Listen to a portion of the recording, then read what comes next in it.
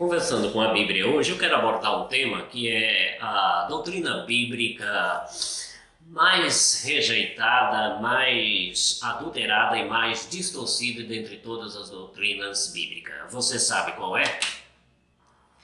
Por incrível que pareça, é a doutrina bíblica da salvação pela graça mediante a fé em Cristo Jesus. Digo, por incrível que pareça, porque esta é uma das doutrinas fundamentais da fé cristã. Nós encontramos vários textos bíblicos que nos remete a esta doutrina, né, que nos afirma ou ensina esta doutrina, dentre os quais podemos aqui citar um dos mais claros, mais explícitos de todas as escrituras sobre essa doutrina, que é Efésios capítulo 2, né, versículo 8, 9 e 10, onde a palavra de Deus diz o seguinte: porque pela graça sois salvos mediante a fé, isto não vem de vós, é dom de Deus, não de obras, para que ninguém se glorie, pois somos feituras dele, criados em Cristo Jesus para boas obras, as quais Deus de antemão preparou para que andássemos nelas. E existem outros tantos textos mais que tratam deste assunto ou desta doutrina bíblica que aqui está de forma muito clara, muito explícita, né? Muito nítida, né? Que pela graça somos salvos mediante a fé em Cristo Jesus. Isso não inclui obras, né? Não é por obras, né?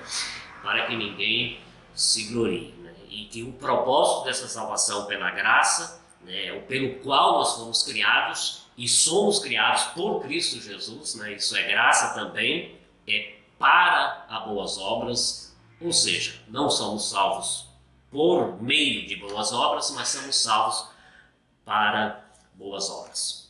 E existem muitos outros textos que afirmam esta verdade, tanto aqui no Novo Testamento quanto no Antigo Testamento. No Novo Testamento nós podemos citar, e eu creio que é uma das fontes que Paulo bebe para fazer a sua teologia aqui quando escreve a Epístola aos Efésios, é Mateus capítulo 20, né? Lá no texto que nós conhecemos como a parábola dos trabalhadores da vinha. Naquela parábola, Jesus aborda ali a doutrina bíblica da salvação pela graça. O texto revela, né, para nós que um certo trabalhador contratou os funcionários, os trabalhadores para a vinha pelo mesmo preço, ou melhor, pagou o mesmo preço, o mesmo valor para o trabalhador que trabalhou o dia todo, o que trabalhou, né, 3 partes, ou 3 quartos do dia, o que trabalhou meio-dia, o que trabalhou só 1 hora, todos receberam o mesmo salário no final do dia. Por quê? Porque Jesus estava ensinando ali que a salvação é pela graça, independentemente daquilo que fazemos ou deixamos de fazer. Pois bem, outro texto que Jesus também deixa claro sobre essa questão, ou esta questão abordada aqui, esta doutrina da salvação pela graça mediante a fé em Cristo Jesus, é quando ele conta lá a conhecida parábola do fariseu e do publicano, né? O publicano apresenta-se diante de Deus sem nenhuma condição, né, de nem ao menos erguer os olhos aos céus e bate no peito e clama pela misericórdia de Deus, né? Enquanto o fariseu se apresenta com suas obras, com suas práticas religiosas, e Jesus conclui aquele texto dizendo que o publicano volta para casa justificado, enquanto o fariseu não. Embora essa doutrina tenha como um tema principal, ou melhor, essa doutrina não, queria dizer aqui, esta parábola tem como tema principal a justificação, né, pela fé, mas ela está claro que vem junto ali também a doutrina da graça, né, porque o publicano, no caso, ele não faz nada, senão recorre humilde e crente a graça salvadora de Cristo Jesus. Então, existe inúmeros textos, é uma da doutrina que nós podemos dizer que ela está mais presente em todas as Sagradas Escrituras.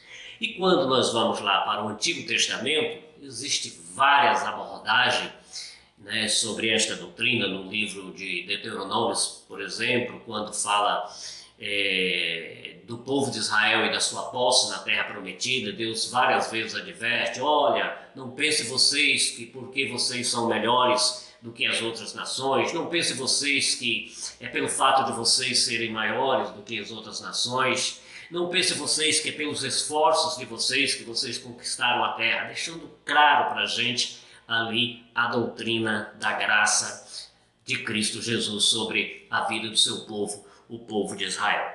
Mas, principalmente no Antigo Testamento, nós encontramos, lamentavelmente, muitas vezes não é percebida por muitos ao estudar as Sagradas Escrituras, mas nós encontramos largamente, amplamente a doutrina da graça em todo o Antigo Testamento. Sabe como? Através, né, dos sacrifícios. Toda vez que os pecadores apresentavam diante de Deus, diante do altar de Deus, com uma vítima para o sacrifício, um cordeiro, um boi, um pombo, enfim, todos aqueles sacrifícios tipificavam a morte de Cristo Jesus na cruz do Calvário.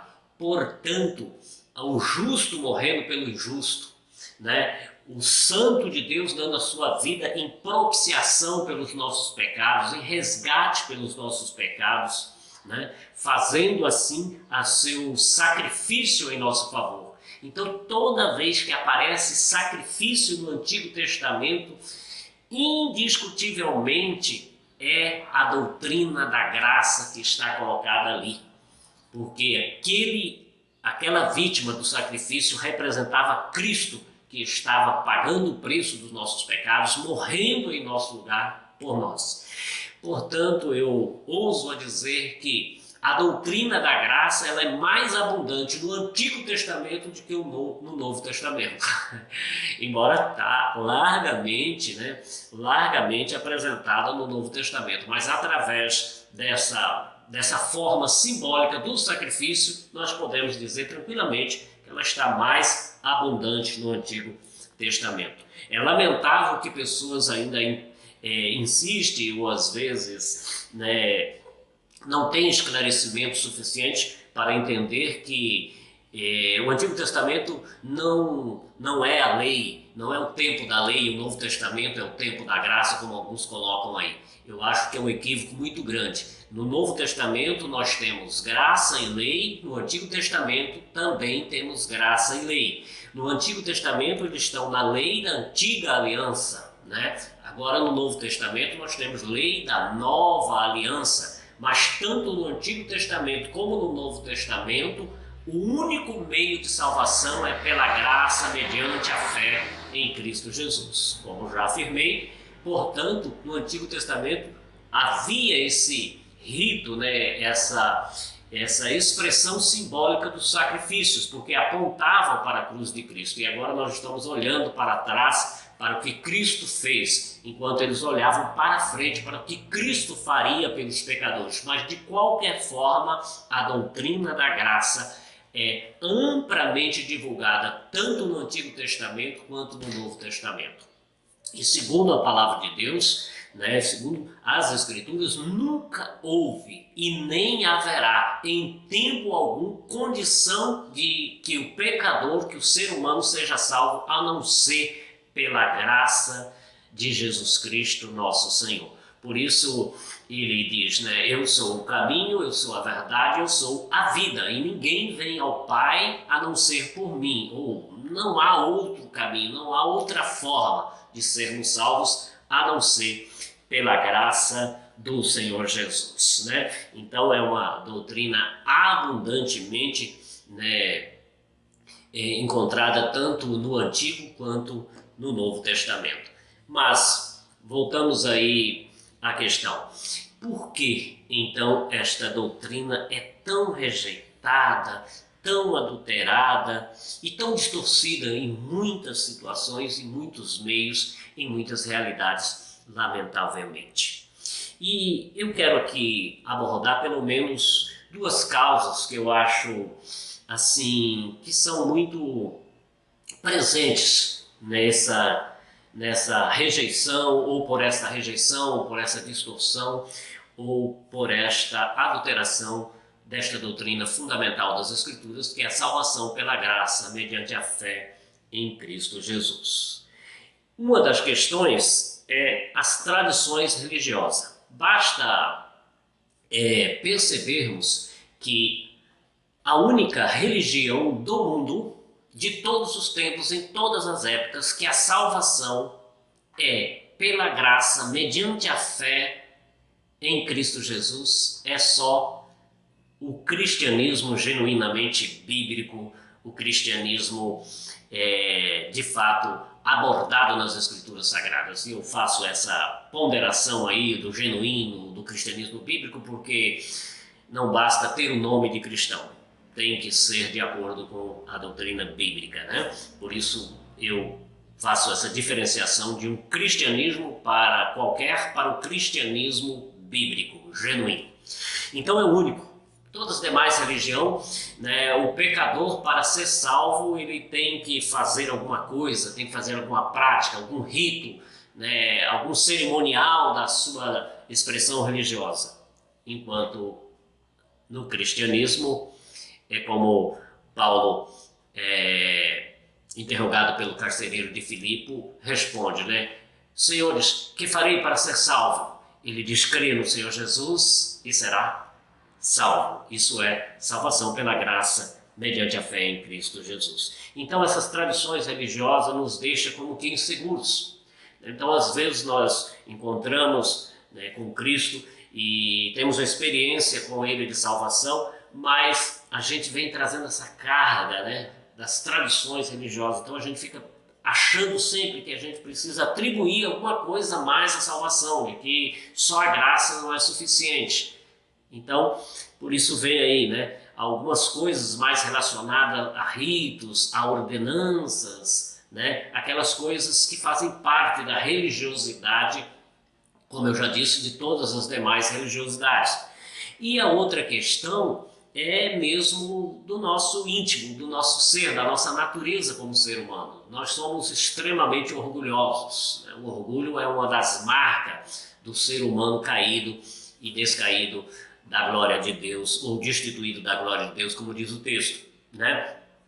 Então, a salvação pela graça, ela golpeia o orgulho humano. Não sobra nada para nós, não é por obras, para que ninguém se glorie, mas somos feitura dele, criados por ele, por Cristo Jesus, para boas obras. Então, isso aí também é outro problema que acontece quando há essa rejeição, essa resistência, né? Porque a graça não deixa glória para o homem, toda a glória vai para Deus. A doutrina da salvação pela graça. Eu sou salvo não por nada que fiz ou que deixei de fazer. Eu sou salvo totalmente, exclusivamente pelo aquilo que Cristo fez e que Ele realizou por mim na cruz. Eu somente acreditei na proposta graciosa e confessei os meus pecados, reconhecendo que eu era carente desta graça, portanto, assim sendo, eu sou salvo